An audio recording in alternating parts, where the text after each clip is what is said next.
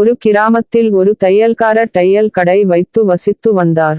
அதே கிராமத்தில் ஒரு யானையும் வசித்து வந்தது.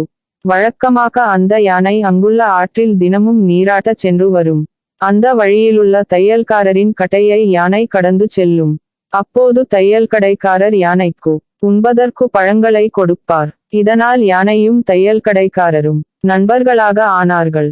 ஒரு நாள் அந்த தையல் கடைக்காரர் மனநிலை சரியில்லாமல் இருந்தார். அச்சமயம் என்றும் போல் யானை வந்த போது உண்பதற்கு எதுவும் கொடுக்காமல் அதன் துதிக்கையில் தையல் ஊசியால் குத்திவிட்டார். இந்த செயலால் யானையின் துதிக்கையில் காயம் ஏற்பட்டது.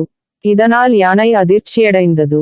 யானை தனது திறனையும் சக்தியையும் வெளிப்படுத்தாமல் அமைதியாக சென்று விட்டது.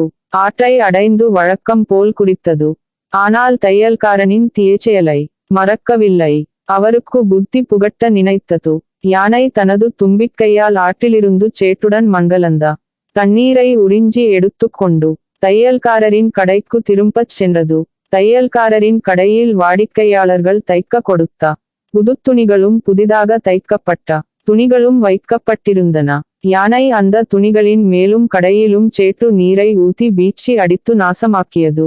தையல்காரரும் இந்த செய்கையினால் அசுத்தமானார். ஆனாலும் அவர் அதிர்ச்சியடைந்தாரே தவிர கோபம் வரவில்லை.